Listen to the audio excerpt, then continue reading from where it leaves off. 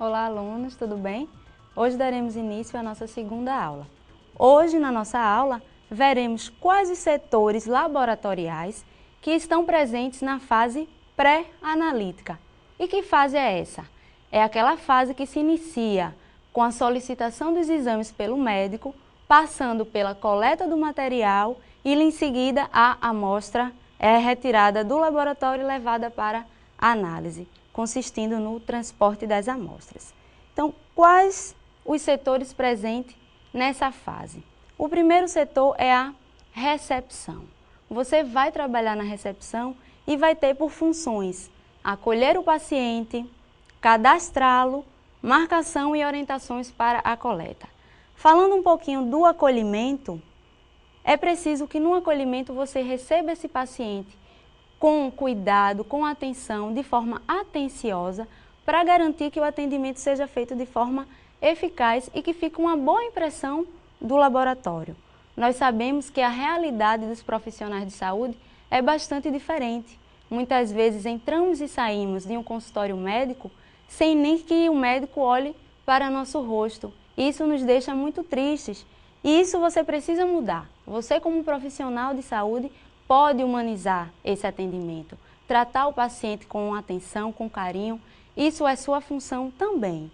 O cadastro do paciente, como vocês têm no fascículo de vocês, segue uma norma padrão, com várias informações como nome, telefone, endereço, qual médico que solicitou os exames e quais exames serão feitos. Para a marcação e orientações para a coleta, quero que vocês prestem bastante atenção nas orientações versus simplicidade na explicação. Todo laboratório é obrigado a entregar uma orientação para a coleta, independente do exame a ser feito. Nesse exemplo aqui, vimos a orientação sobre como coletar a urina e poderá estar escrito: iniciar a micção, desprezar o primeiro jato de urina sem interromper a micção e recolher o jato médio, evitando encher o frasco até a tampa, desprezar também o jato final, fechar o frasco imediatamente. Muitas vezes essas orientações virão com termos técnicos de difícil entendimento. Muitas vezes os pacientes são idosos ou pessoas que não sabem ler e fica difícil entender o que essa orientação está querendo passar. E você, como técnico, pode facilitar e muito a vida dos pacientes, conversando com ele na hora de entregar o material para a coleta, facilitando de modo a explicação. Como você pode falar? Essa mesma orientação pode ser dita da seguinte maneira: desprezar o primeiro jato da urina no vaso sanitário, coletar num copo descartável limpo o jato do meio, mais ou menos até a metade do copo, desprezando o restante da urina no vaso sanitário e imediatamente passar a urina do copo para o tubo e fechá-lo. Ou seja, você pode falar o que estava escrito naquela orientação de modo muito simples. O primeiro setor, como a gente tinha falado, é a recepção, e aqui essa figura nos mostra a recepção do Hospital das Clínicas de Pernambuco. A realidade dos laboratórios públicos sempre é essa: lotado, filas imensas, muitas vezes as pessoas precisam madrugar para conseguir uma ficha para marcar os exames e você vai receber essas pessoas. Então imagine como essas pessoas vão chegar até você. Você precisa ter paciência e tentar ao máximo tratá-las do jeito que você gostaria de ser tratado. Nessa outra figura vimos outro tipo de recepção, uma recepção de um laboratório particular. Aqui a situação muda, poucas pessoas, sentadas, acomodadas. Mas de nada vai adiantar um bom ambiente se o técnico que está trabalhando ali não tratar as pessoas com atenção e passar as informações necessárias. Então, independente do trabalho que você vai realizar, você tem que ser um profissional ágil e competente. O erro muito comum na recepção é a demora no atendimento. Muitas vezes não vai ser culpa do técnico essa demora, pela demanda de pacientes que aquele laboratório recebe, mas você pode sim agilizar esse atendimento. Então essa charge nos mostra um diálogo entre uma técnica e uma paciente bastante irritada. Então a técnica pergunta: a senhora vai fazer hoje o exame de sangue? Então a paciente, muito irritada, responde: só se você contar as horas de jejum que eu passei na sala de espera. Ou seja, A paciente está lá há muito tempo e a técnica ainda, com toda a paciência do mundo, vai ter que saber lidar com essas situações. Muitas pessoas estressadas vão até você. Você vai poder ter que fazer esse equilíbrio entre o tratamento do paciente, se ele está estressado ou não, vai depender de você a forma com que esse paciente vai sair do seu laboratório. Outro erro comum é a coleta da amostra em recipientes inadequados. Não é de se estranhar muitas pessoas chegarem ao laboratório trazendo a urina, por exemplo, em garrafas PET. Isso não é permitido, né? O laboratório disponibiliza tubos para a coleta das amostras de urina. Então você, na hora que for entregar esse pote, converse com o paciente, explique que a urina deve ser coletada nesses potes e, porventura, caso ele perca esse pote, ele pode adquirir outro numa farmácia, por exemplo, mas nunca deixar de usar os recipientes apropriados. Antes de falarmos do segundo setor presente nessa fase, vou falar um pouquinho sobre as amostras biológicas que podem ser coletadas no laboratório. Pode ser coletado sangue, a linfa, urina, fezes, esperma, escarro, vários tipos de secreção, como secreção vaginal, uretral, mamilar e secreção da mucosa nasal. Então, as salas de coleta são salas destinadas à coleta desses materiais.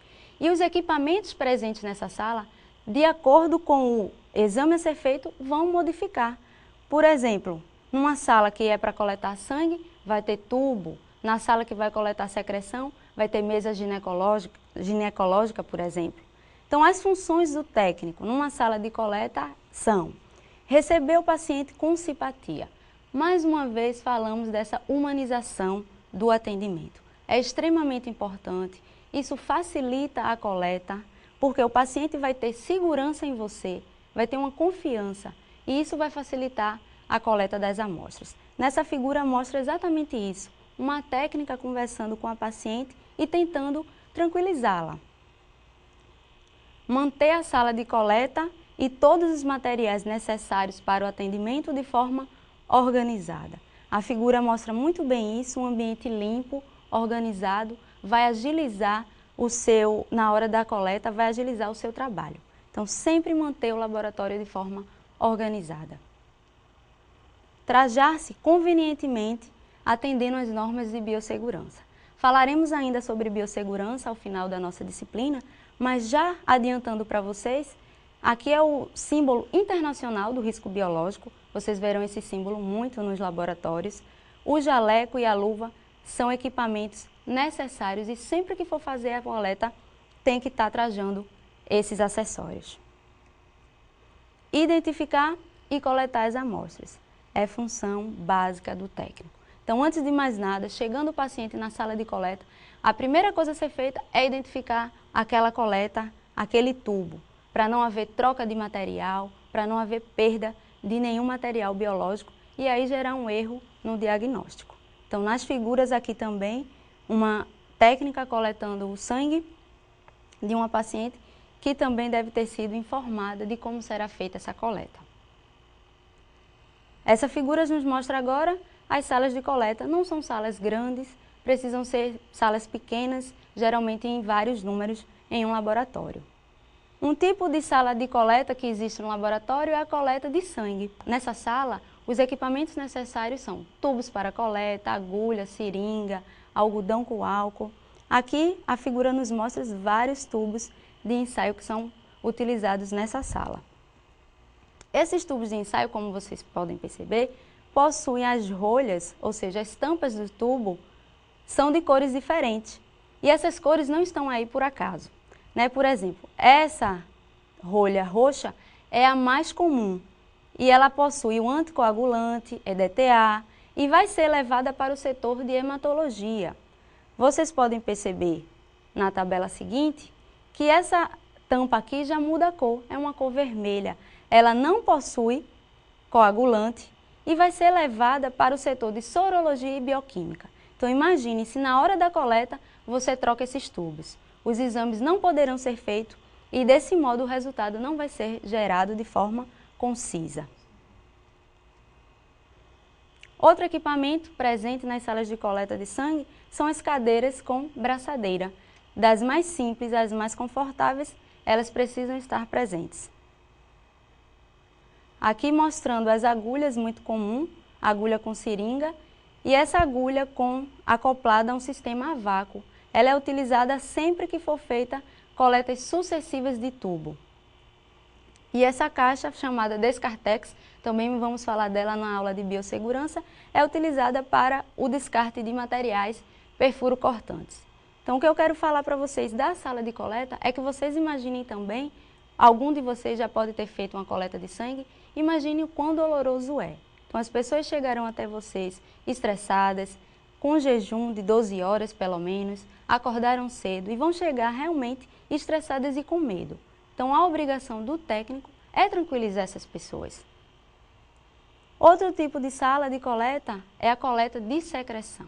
Vários tipos de secreções poderão ser coletadas e elas mudam de acordo com o sexo. Por exemplo, na mulher serão coletadas secreção vaginal, endovaginal e uretral. Já no homem será coletada a secreção uretral e anal. Aqui mostrando uma mesa ginecológica muito utilizada para a coleta da secreção feminina e aqui umas técnicas coletando a amostra da mulher. Nesse momento, a paciente vai estar constrangida de ter que tirar a roupa para pessoas que não conhecem. E você conversando com essa paciente, você pode tranquilizá-la. Desse modo, sua coleta será feita de maneira muito mais rápida. Os materiais utilizados na sala de coleta, por exemplo, o espéculo, utilizado para a coleta de secreção vaginal, e o suave, que é como se fosse um cotonete grande, né? Colocado na secreção e coletado e posteriormente levado para lâminas, que são lâminas de vidro, que serão utilizadas no microscópio óptico. Poderá ser feita, independente do sexo, a coleta de secreção oral para identificação de algumas doenças, coleta de secreção ocular, caso o olho tenha alguma infecção e é necessário ver que tipo de micro-organismo está presente naquela infecção, coleta de secreção nasal e, por último, tem que haver o transporte dessas amostras. Como falamos na primeira aula, muitas vezes os laboratórios não analisam as amostras no seu local de coleta. Essas amostras precisam ser levadas para outro laboratório. E qual é o objetivo desse transporte? É garantir o acondicionamento, conservação e transporte do material até o laboratório executor dos exames. E esse transporte deve ser feito de maneira adequada. E como? Aqui podemos ver a figura de uma caixa térmica para tubo. Essas caixas precisam estar sob uma temperatura adequada e dentro dela existirá estantes para tubos. Essas estantes garantem que os tubos fiquem de forma que não se misturem com outros, que não haja o derramamento do líquido e essa temperatura impede que o sangue, por exemplo, coagule, impedindo dessa forma uma boa análise desse material. Então, por isso a caixa térmica é de fundamental importância. Outro tipo de caixa térmica é a caixa para potes de fezes e urinas. Um pouquinho diferente, pois ela possui compartimentos que vão possibilitar que os potes de urina e fezes estejam lá condicionados de maneira correta.